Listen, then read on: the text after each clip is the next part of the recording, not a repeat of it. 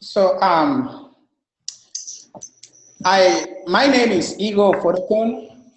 I am a professor of medicine, behavioral science, health education, and I'm also the program director for the Emory Budge program. I was a former Budge scholar many years ago at the University of Kentucky Budge program. And on behalf of my PI, Dr. Claire Steck, the president of Emory University, I want to welcome you all to the first of the Budge Leadership Webinar Series. First, I want to thank the leadership of the various Budge programs for their support and their tremendous help in pulling this series together. This was truly a joint effort. Thank you so much for your input and your suggestions. This is still a work in progress, and we welcome additional suggestions that will make it an even better, and particularly that will make it more impactful for our scholars. I also want you to join us in thanking Ms. Brittany Copeland, the coordinator of the Emory Budge program, whose face was on the screen a few minutes ago, for meticulously coordinating all the logistics of the meeting, the registration, the Zoom platform that we're now using, the speaker's invitation, preparing everybody to make sure that we're ready. She worked extremely hard to ensure that everything worked seamlessly today. It seems like everything is working out well. Thank you so much, Brittany. Thank you. This series is designed primarily for our scholars in mind, with our scholars in mind. The goal is to prime our scholars to recognize and develop their leadership potential in order to enhance their success in academic, career, and team science. Our hope is that by coming together in this manner, we will be able to foster better cross-institutional collaboration, more connectivity among the scholars, and create a forum for sharing of best practices across the Budge programs nationwide and in a more timely manner. So the series will hold quarterly and will be moderated by a scholar. So all the scholars be prepared. We can call on you from any side to host this, to moderate this session. Our hope is that the hosting of this quarterly webinar will be rotated between the various programs. Emory will maintain the Zoom webinar platform and make it available for each meeting regardless of which program is hosting. Speakers will be academic leaders in the field, such as the ones that we're having today. So with that said, I'm going to turn it over to the moderator for the day, Dr. Vas Markopoulos, a tenure-track assistant professor in the Department of Psychiatry and Behavioral Sciences and a second-year Budge scholar at the Emory Budge program. So Vas, over to you. All right. Well, good afternoon, everyone, and thank you, Dr. O, for that introduction. I'm glad and so excited to be the first moderator for this series. Joining us today, we are very privileged and thankful to have with us Dr. Claire Pomeroy and Dr. Vivian Pinn. Dr. Pomeroy is president of the Albert and Mary Lasker Foundation and currently serves as the CEO, and she has a long history of studying women's health and engaging in interdisciplinary research. And Dr. Vivian Pinn was the actual first director of the Office of Research on Women's Health and actually was instrumental for establishing the Birch program that we are all part of. And so with that very brief introduction, I am going to ask each of our panelists to make opening statements, starting with you, Dr. Pomeroy. Well, thank you, Vas. I think my big message for today is that the key to success in one's career is to follow your passion. And I believe that that grows out of examining your core values. And for me, as somebody who grew up in foster care, it has always been about helping the vulnerable. And I can't think of a more exciting way to do this than to advance women's health, to do research to better understand women's health. I also think success is about being open to change. And, you know, well, medical school or nursing school or graduate school has a very prescribed path. A successful research career requires flexibility. And I'm sure you've probably already learned this. For me, I started doing clinical care and research on eating disorders in women a very vulnerable group because they were not getting health insurance coverage at the time, and got into trying to understand the medical complications of eating disorders, became fascinated with the immune system and how that interacted with the brain, and decided I needed to understand more immunology. So I went back to get infectious disease training. Now, when I first went into my infectious disease fellowship, the federal government issued a statement that we all needed to quit worrying about infectious diseases. Those had been conquered, and we needed to turn our attention to chronic diseases like heart disease. And of course, by the time I was done with my infectious disease training, the AIDS epidemic had become full-blown in this country. And so in that course of events, I found another vulnerable population that I felt I had to advocate for. For me, the exciting thing about medicine is that the options that it gives you. And those options are different at different points in your career. So I started out doing one-on-one care with HIV patients, and there is nothing more powerful than somebody trusting you with their lives. It's a huge responsibility.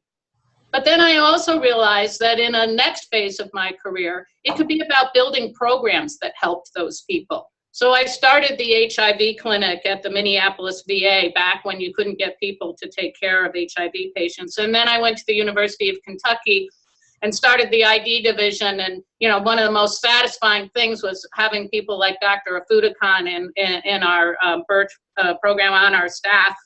And then I went on to be dean of the medical school at University of California, Davis. And then I saw a new phase, one in which I could maybe impact on a national and international level, the entire research ecosystem. And I get to do that at Lasker, where we work to increase support for biomedical research. So another lesson about how to have a successful career is that it's about constant learning. I went back mid-career to get my MBA. I'm now learning as a member of the board of directors of Becton Dickinson. You all use Becton Dickinson supplies in your lab research in the laboratory. I'm a member of their board of directors. Being a director of a public company is a whole new skill set. And then the final lesson that I think that I would point out as an introduction is the importance of persistence and resilience. And there will be tough times, but the important thing is to always go back to that starting point of your passion and your core values. And for me now, it's the ability to be, I hope, an ambassador between the worlds of academia and industry and philanthropy. But whatever your niche is, my advice is to stay true to those core values. It's what makes all the hard work worthwhile. Great. Thank you so much, Dr. Pomeroy. All right. And Dr. Pinn, your opening remarks. Well, my career has been a little bit different from that of Dr. Pomeroy's, but I spent the first 25 years of my life actually in the field of pathology, going from a research fellow. I actually trained as an NIH research fellow in pathology, mainly because I was introduced to research in immunopathology and then was offered an opportunity to do my training in pathology at MGH in Boston, and progressed from there through Tufts, where I was on the faculty and ran a kidney biopsy lab, a transplant biopsy lab, and then also was Dean of Student Affairs when I was really beginning to get involved in careers for students, opportunities to advance our students in their career plans. And then from there went to Howard University as the chair of the Department of Pathology, which was sort of a treat since the day that I learned that I had my internship in pathology. I was told by one of the senior pathologists, who was a good friend and who probably still doesn't remember this, but on the day I'm still a senior medical student, and he tells me, "Welcome to the department, but I know I'll never be a department chairman because women don't become department chairmen." So I was sort of gratified when a few years later I did become a chair. And so I spent 25 years actually involved in pathology as well as administration, and always spending time trying to promote careers and opportunities to be involved in academic medicine, having seen through my years of experience how important it was to not just be involved in clinical work, but there were also roles for all of us in academic medicine, in faculty positions, and the importance of research. And I happened to be at a meeting at the NIH on the day that the then director of NIH, Dr. Bernadine Healy, the only woman who's been the director of NIH, was presenting this new office that was being established at NIH. And if I had just said quietly, I probably would have finished up my career in pathology, but instead I put my hand up to make some comments about what I thought should also be involved in this office, like focusing on careers, focusing on diversity. And a few weeks later, Dr. Healy invited me out to NIH. I thought maybe to do a sabbatical, but instead she said that she was looking and had to have a new director of this office and invited me to come. And so I didn't think I should do it because actually I like to say what I think, and I didn't think I'd survive in government. So I said, I don't think I should take this position, but she convinced me to come and take the position, and so I went, and I then became the first full-time director of the Office of Research on Women's Health, and I stayed there and until I retired, believe it or not, almost 6 years ago, and since that time I've been a senior scientist emerita at the Fogarty International Center. Many of the things Dr. Pomeroy spoke about I've seen as being very important, but what I want to do is just say a little bit more related to the development of the Birch program. I'm excited to be able to be part of your first webinar today. The Birch program I really envisioned after seeing programs that had been set up to train more OBGYN investigators, and with our mission in the office to really increase research on women's health and therefore increase those who were interested in doing research, and understanding that one of the things that the women's health community had been calling for was a lack of fragmentation of healthcare of women.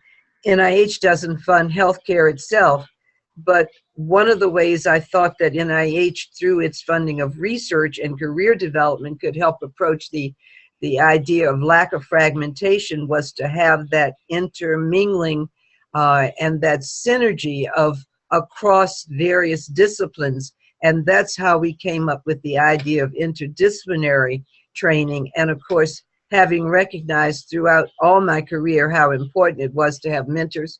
Didn't call them mentors when I was coming up, but advisors, counselors, whatever you want to call them, but certainly mentoring, what we refer to today. I thought mentoring had to be part of that, because if you're going to promote careers, you can't always do it on your own. In fact, I doubt if you ever can. You need some help and guidance, especially when you get to those forks in the road, like Dr. Pomeroy spoke about. She mentioned taking advantage of opportunities and perhaps new changes when they come. And sometimes it helps to have someone that you can consult about the wisdom of doing that or getting advice about doing that. And so we put together the first Birch program in the year 2000. I built into that program the annual trip for the scholars to come to NIH, because I thought there should be that opportunity for networking for scholars across different programs. But we never, during the time I was there, worked out a way for that interaction and that synergy between programs to continue in the way that I would like to have seen it. So I am particularly pleased that you have this webinar series starting up where scholars from the many different programs can interact, exchange information, exchange ideas, because I think that adds a richness to what this program can offer. I could say a lot more, but I won't. I'll just then say thank you for letting me be a part of this. And I know one of the questions is what happens to those who have been in the Birch program, how have their careers progressed?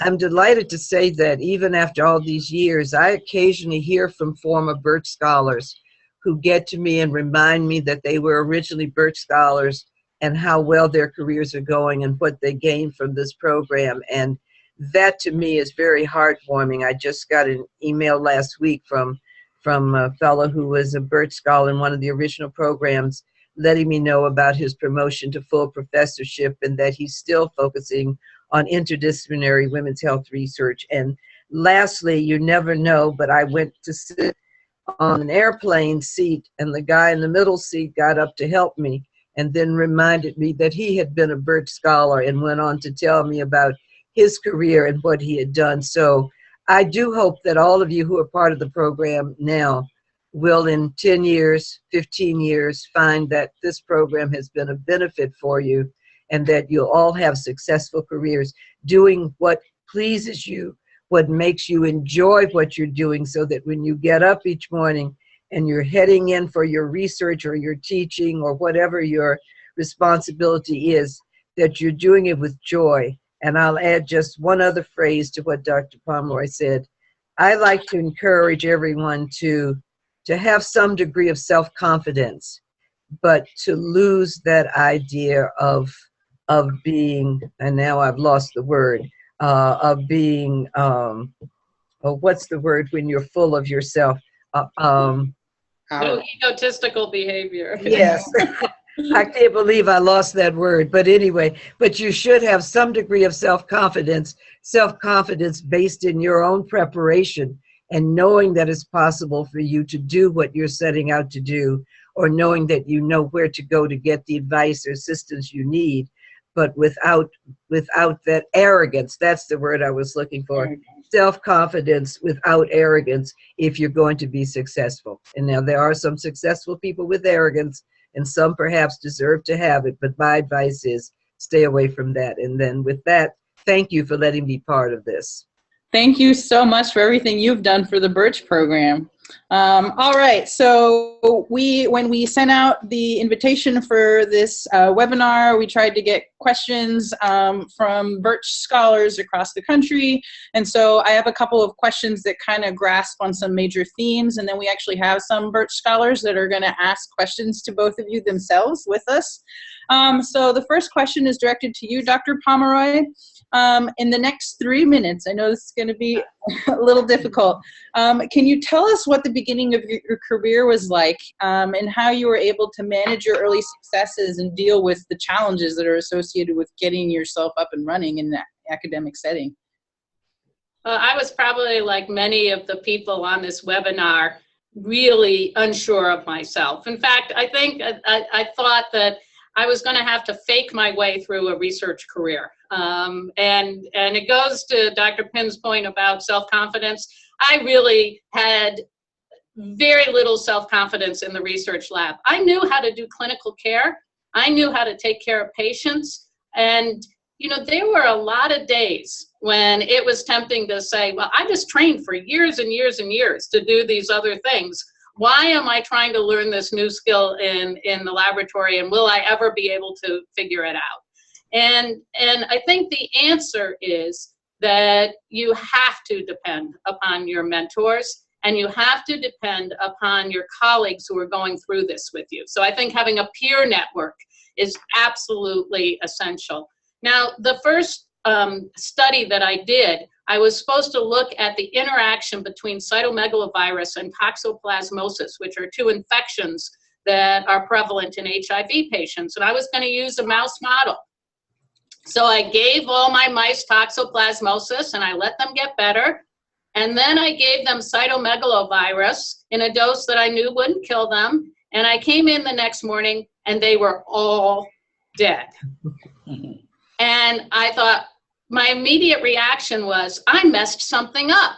I gave them too much CMV. I had all sorts of theories about what I had done wrong. But actually what had happened was that the virus had caused virus-induced immunosuppression, reactivated the toxoplasmosis, and the mice had died from toxoplasmosis. And that observation, once I got over the belief that I had done something wrong and opened myself up to saying, maybe I've discovered something new and different here, that became the focus of my research for the next few years. So I think this openness to realizing that serendipity is a big part of research. All the way through school, it's about finding the right answer. Research is about finding new ideas. It's a whole new way of thinking. And I think you have to be open to believing that nature and biology are there to give you those answers. So that moment when I figured out it was actually virus-induced immunosuppression was a moment of great joy. And that's actually, I think it's a perfect word, Vivian, to use. And I hope that everybody captures that. The answer to how you deal with the challenges. First of all, that's the persistence and resilience. Recognize that everybody has lots of down days. Turn to your friends, turn to your family, turn to your mentors, and understand that you're learning a new skill. But it is a skill that will serve you well in your career. And then the final thing I would say is something that we touched on right before the webinar started, which is every new skill needs to be documented and you need to take credit for it. So make sure you're publishing. It doesn't matter how many brilliant thoughts you have if you're not publishing. Make sure it gets on your CV. Make sure you're out at the national meetings networking. Make sure you're just talking about your research to some famous scientist. All of those things are essential to success. All right, thank you so much. And just a heads up for all of our viewers, there's actually a question and answer button that you can use. So if you have a question, you can put it there and I can see it and I can ask our panelists any follow-up questions, or it doesn't have to be related. Just go ahead and chat that in. All right, so our next question is directed to Dr. Pinn. And so this is, what was your inspiration to choose the path that you chose? And, looking back, are there any things that you would have done differently? I actually sort of grew up not saying I wanted to be a pathologist by any chance. I really grew up thinking I'd be a pediatrician until I realized that every woman, I was the only woman in my medical school class, so I experienced a few challenges that hopefully women nor men today really have to. But when I learned that I was expected to be a pediatrician because women were good with babies, I sort of changed my mind. But it really was a research summer job that really turned me into research and helped me learn what research was. I grew up saying I wanted to do cancer research because there was so much cancer in my family. But like so many pre-med students and graduate students that I interviewed years later who had no real understanding of what research was, it was this summer job that really taught me what research is, what it means in terms of investigation, the documentation. And I got so excited about this summer job and the experience in research that it was at that point, really at the end of my college year, before I even went to medical school, that I really learned the importance of research and what that meant in terms of academic medicine and academic appointments. And that stuck with me. And then, of course, the opportunity to go to NIH was very different. I had been doing research, carrying out research, both animal research. Claire, mine was more guinea pig skin grafts, because actually I started research when transplants were considered research. It was before it became as common as today, and still we're developing anti-lymphocyte serum and and learning about the Arthus reaction. All of that was in very early stages then.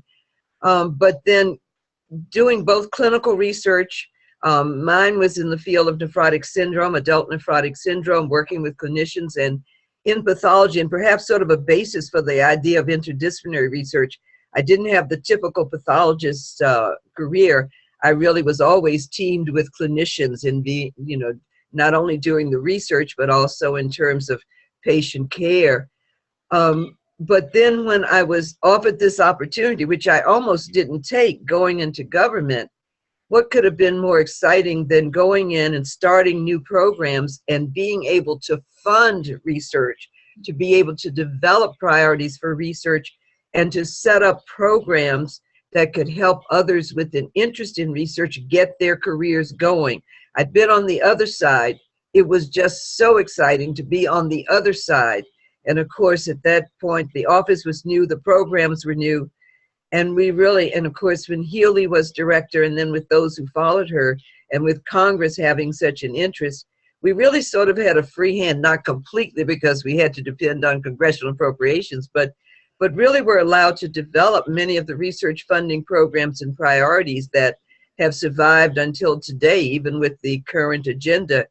And that to me was just so exciting and just gave me a whole new area to rejoice in terms of thinking from conducting research, having experienced being on the side to receive grant funding and knowing what it's like to then bring that experience to the other side to hopefully be able to help young investigators to be able to become successful in their careers. All right, so for our next question, we're actually going to head, I think, to Chicago for a live question from one of our scholars, Christine Molina. Hi. Hello. So my question was, how have you leveraged your values and professional interests with those of your institution and senior mentors? So Dr. Pomeroy, to you first. So I think that it is very important to make sure that you are entering into a community of colleagues who share your values, who share your interests. And different institutions have different focus areas. So oftentimes, I think that success comes from making sure you become part of a group that is giving you new ideas, that you want to go in and you know, have coffee and donuts with them in the morning because you're just kicking around scientific ideas. So there's nothing more fun than that. I think you have to look very specifically at the strategic plans and the messaging that comes out of your institution and make sure that they value the things that you value. I would specifically say that it is important for you to feel that your mentors and your department and your institution are excited about investing in your career. And one of the best ways of knowing that is look at at your peers around you who have similar aspirations or 2 or 3 years ahead of you. Are they being given the protected time to do their research? Are they being given the startup funds? Are they being sponsored for the right activities nationally? You can look at their success and then look at how you are being treated by your institution and your department to know if the fit is right. I would also say that it's not just about fitting in and finding the right place at home.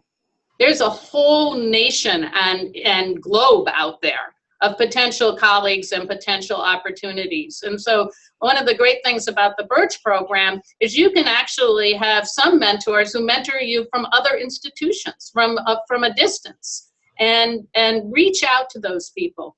I will say for the women who are on the webinar, women, I think, are not as societally trained to reach out and ask for support, to go out and network.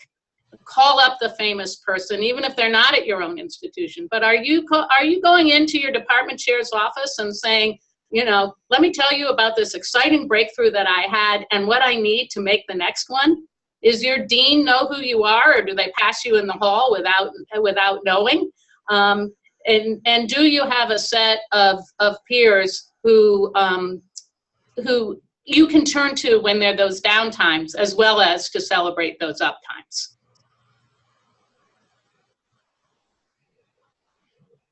You don't have to answer all those questions out loud. You can answer them to yourself. Any follow-up questions, Christine? I think that answers it. Thank you. Dr. Pinn, do you have anything to add? I think Dr. Pomeroy's covered it very well, but she is right. And one thing I want to latch on to is she mentioned about mentors in the plural, and that it's important when you are looking at getting advice for your research or for your career, that you not feel you have to have just one mentor, which is why we like the idea of interdisciplinary programs and therefore more than 1 or 2 or 3 mentors, knowing that you may have mentors for different aspects of what you need to know about. And also recognizing that, you know, if you don't find a fit within your institution, you've got professional societies to help you with information and guidance and letting you know what opportunities and what priorities there are for research and what's going on, which I think we don't take advantage of enough, as well as those personal contacts across other institutions. remember that when you are trying to carry out your research and you feel you don't have the FTE or lab support, you don't have the space, you don't have the supplies, you don't have the budget, and you look around and you wonder if others have more.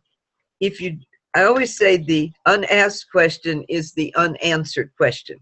And if you don't ask about the things that you need, then you can't be certain they're going to just be given to you. But that also is where it's important to have mentors, because if you're not comfortable asking, your mentor should be able to guide you in knowing how best to go about within your institution, making sure that you have what you need to further your research and to be successful or to get to that point of promotion. And if you don't have that, then my next advice would be maybe to start looking to find out what other institutions might have programs open where you can have that support. I don't need to go into so many examples of where that hasn't happened and how so many have been discouraged. I'd rather talk about those who've had to make changes or have found support where they are and have gone on to be successful and learn from those lessons of positivity. All right. I would just, if I could just amplify one thing that Dr. Pinn said, which is that too often I think young scientists believe that it's a pure meritocracy, and that if they just work harder, someone will come along and recognize the hard work that they're doing. That's just not the case. There is nothing wrong with constructive self-promotion.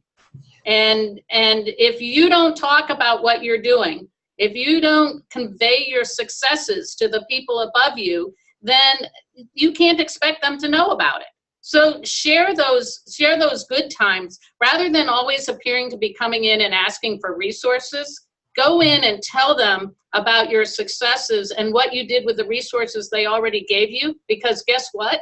Resources may well follow if you are busy telling them thank you. I want to reiterate something that you said earlier about, and it relates to this letting those around you and those over you, as well as those behind you that maybe you're mentoring, know the successes that you're having and what the joy is in what you're doing and why you're enthusiastic about doing more. I've been sort of discouraged in hearing a lot of senior scientists who say they're advising their mentees not to participate on committees and not to do all these other things, and that gets into sort of the work-life balance, because they feel they really need to just stay in the lab, do their research, and write their papers. I don't think I would have had a quarter of the career successes I'd had if I had not taken time to be in committees, to serve, to go to national meetings. And Dr. Pomeroy advised earlier about getting out to national meetings so that you can really know what's going on, not just at your institution, but in your field, in your profession, or related disciplines. And that, again, is where mentors can come in. I agree that you should not be on every committee and not take on every extracurricular activity and mentor 50 students when you've got so much else to do. But I do think it's important for you to be seen and heard.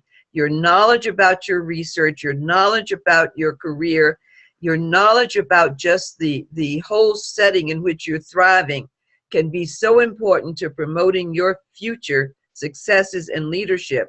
And so I get disturbed, and I always come back with, yes, you don't want to take too much time from your lab or your research, but if you don't do it, you can get buried under, and you don't want that. All right. Thank you so much. And now we're going to teleport to Harvard in Boston, where one of our Bird Scholars, Rachel Ross, is standing by to ask another question. Thanks, Beth.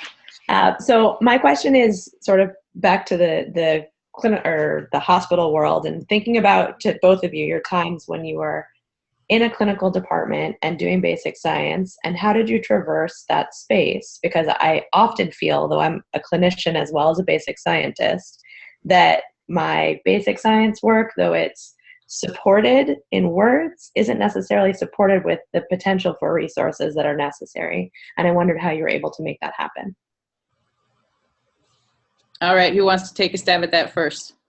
Well, I'll go quickly, and then I'll let Dr. Pomeroy, who's been in more academic positions, of leadership for handling those things. But what I did was, in fact, that was sort of behind the idea of interdisciplinary research, with the idea that you would be collaborating with basic science as well as clinical departments, as well as non-medical departments. I still haven't seen as many non-medical departments like chemistry and physics and sociology and others as part of this program, but that was part of the thought behind the design.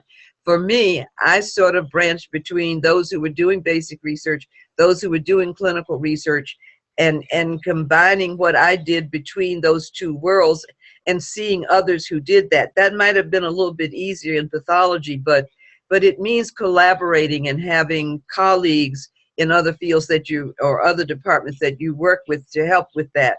It also is discouraging to hear you say that also, and I guess it has been and will continue to be, because it shows some naivete among the clinicians who don't really appreciate how you really need the basic science foundation in order to bring about the advances in clinical science. But as to how you really manipulate that, I'm speaking from years ago, and then what I was able to do. Dr. Pomeroy, I'll let you pick that up and perhaps give a more relevant answer. Minutes. Yes. So first of all, recognize that you are going between two different cultures. There is a different culture in a clinical department and a basic science department. But remember, you can be the connection. And I think that means that there is extra work up front of going across those cultures. But I think you can be the person that brings together an appreciation of what each of those departments can contribute to addressing a medical issue. I think that anytime you have the chance to bring together people from your clinical department and from the basic science departments that are aligned with your work, and you can bring them into a conference room, you know, is there a chance that you could bring a basic scientist into one of your clinical conferences and just talk about something relevant? I think these stories are very important. People live in their silos, and I think you need to bring them together. One of the major messages out of the Lasker Foundation, where I work now, is that we need to support the full spectrum of research. That fundamental science then goes to translational science, goes to clinical science, and actually goes to the application of science and implementation science in the real world. And I think continuing to say that message, continuing to give examples of that. Now, you may have to go to multiple unusual places to get resources, but please try to remember that even if it is more work up front to work in two different cultures, the payoff can be bigger. It is innovation at the intersection of those worlds that will actually be a paradigm shift. You could do incremental research and reductionist research in a silo, or you can be the glue that pulls these people together. But I don't want to pretend that it's not more work. And so I think you need to go to the leadership in all of those areas and bring them together to support you as often as you can. All right, thank you so much. And now I'm just gonna ask you two a question that was sent to us via email. Can either of you speak specifically about clinicians and their career paths after they've completed the Birch program? Vivian, I think that's you to start with. Well, I don't know how much of a follow-up, and I talked to Lisa Begg, who is now over the program, about what's coming in, and hopefully the scholars are being tracked. But I only have anecdotal information as to what's happened in the past 6 years. But that anecdotal information has been great. I'm not sure that everyone who trained in interdisciplinary as an interdisciplinary scholar in the Birch program stayed in interdisciplinary research, mainly because of funding opportunities or the silos at their institutions, although I think great progress has been made in overcoming some of the challenges that were initially present in institutions for interdisciplinary research, mainly related to promotion policies and budget policies and who's in charge of the grant when it's interdisciplinary, et cetera. But you know, maybe no one will want to get to me and say, I hated your program and it did nothing for my career, but no one's come to me to tell me that. But what I have had are, for example, the 2 examples I gave you and really many others. I'm just amazed. You all wouldn't know me since I've been gone for over 6 years, but you know, I was there for 12 years of that program, and it's really been wonderful when I go different places and people will come up and say, I was a Birch Scholar, and tell me how great they're doing. So only maybe those who had negative experiences haven't told me, but what I've seen or what the feedback has been to me and what we got actually from the evaluations we got before I left were mostly positive. No program's going to be perfect. No one's going to continue specifically, depending upon funding opportunities or what other opportunities arise or within their discipline departments or institutions. But I'd like to think it's been positive. So now, Claire, you would have a less biased view than I will. Maybe you can give your perspective. Well, my perspective is that this is a career development program, and the only real success is that each person finds out what the right career path is for them.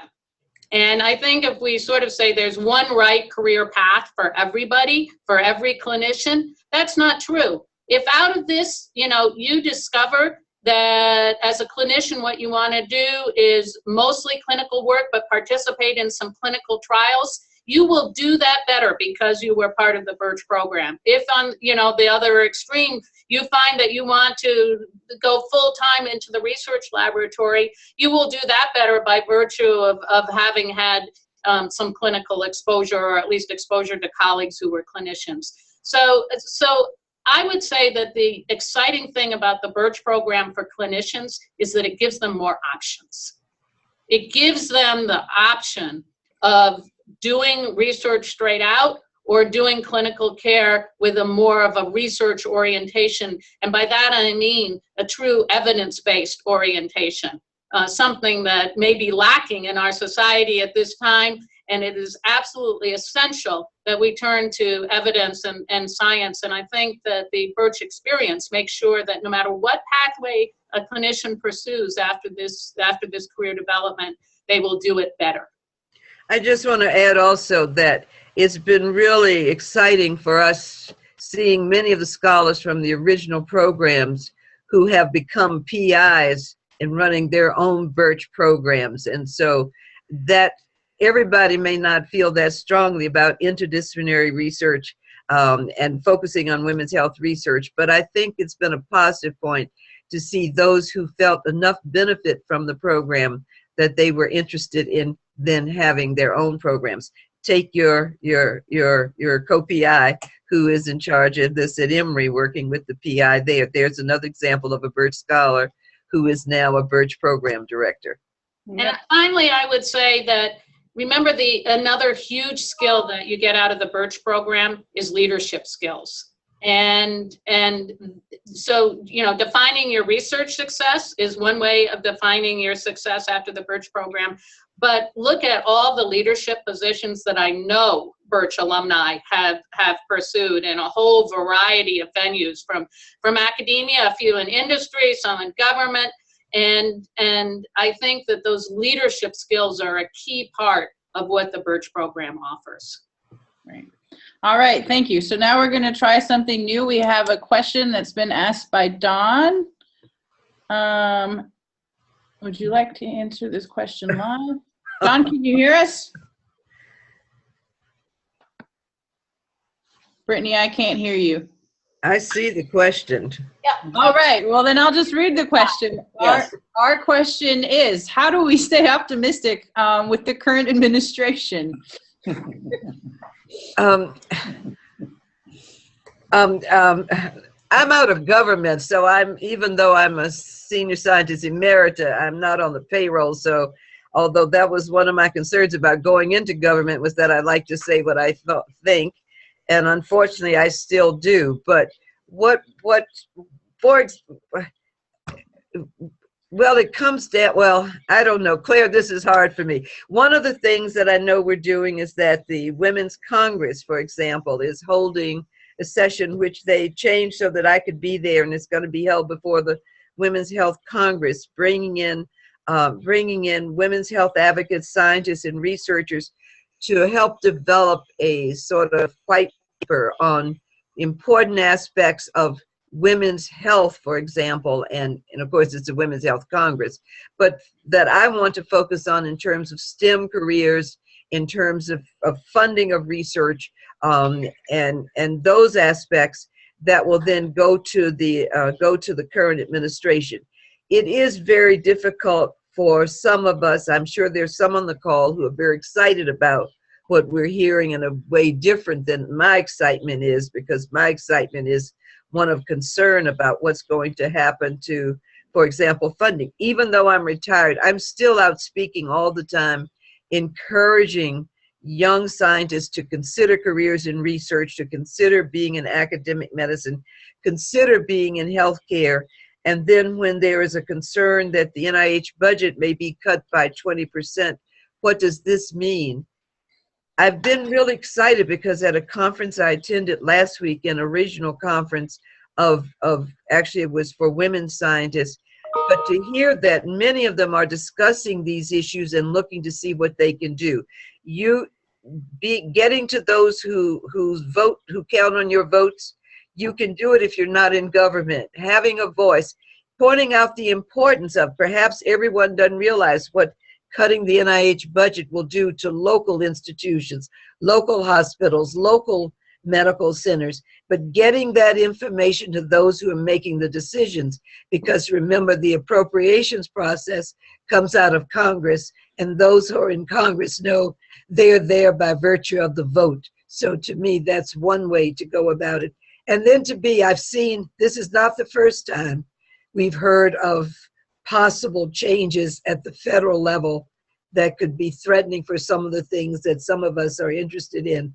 So don't give up, stay positive, and be active. Claire, can you save me on this one? I don't want to have them think I'm really the militant that I really am. No, I agree with you completely. I think the main reason for to be optimistic, though, is the wonder of science, and that is unaffected by politics. And so the medical breakthroughs that you can see that come out of research are absolutely fantastic. And every time you look at a patient who's alive today because of medical research, that's the reason for optimism. I agree entirely that some of the budget proposals for the NIH of 20% cuts are extraordinarily disconcerting. I don't believe they're going to happen.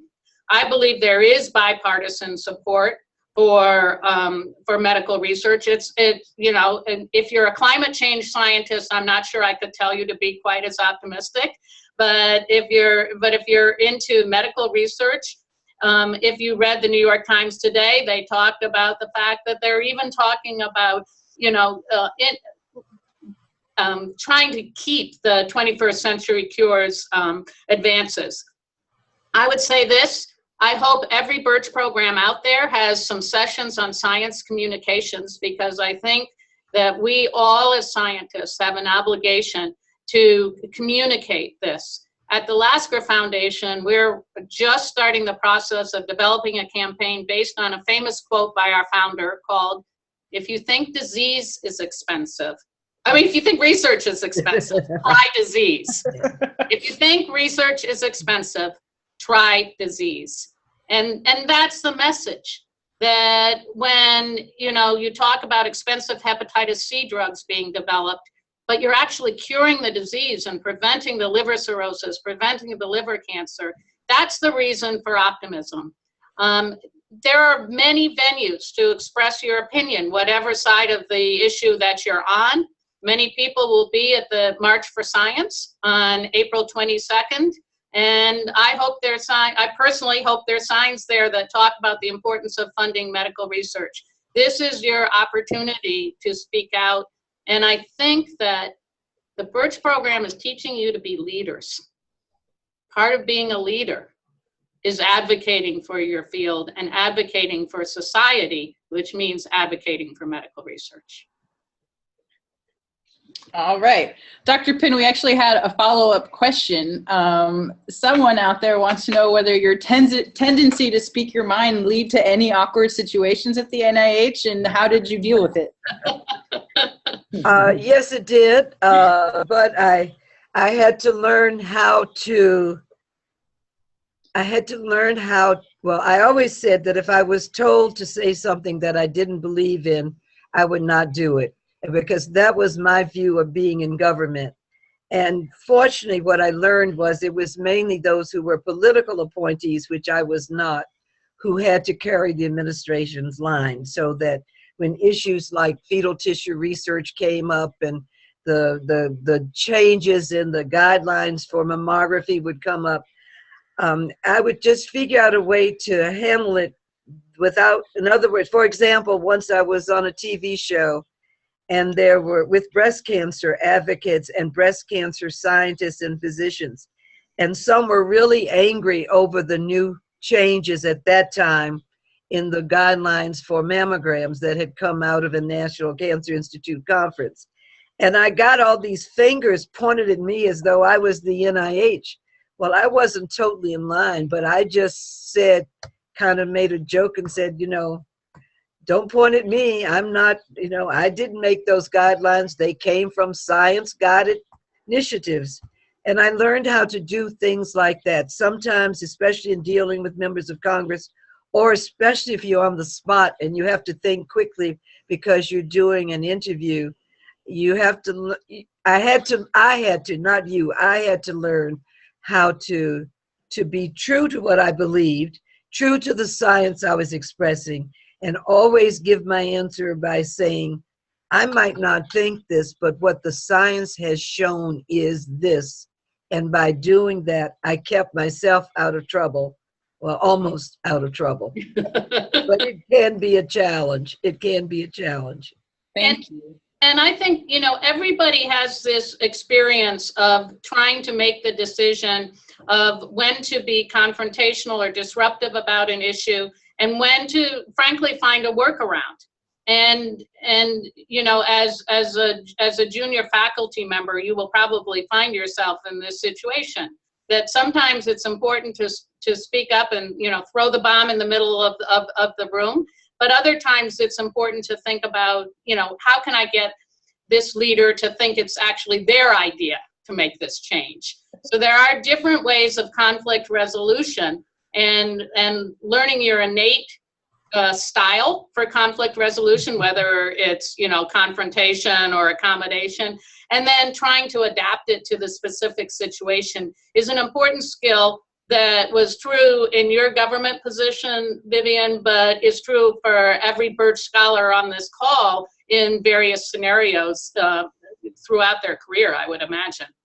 You know, I think it's important to be able to hold on to your principles as long as your principles are correct and are appropriately guided, but also to learn how if you're going to confront an issue, you don't do it to turn everybody off, because what you're after is to try to bring people to thinking as you do. And you just have to learn.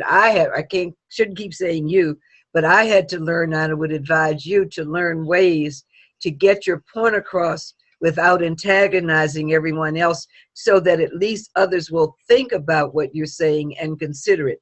And for example, when we were starting to deal with women in careers, and I was told who were some of the most challenging individuals at NIH were, and that we probably never get them to support our office and what we were doing in this reentry program, and they spoke up.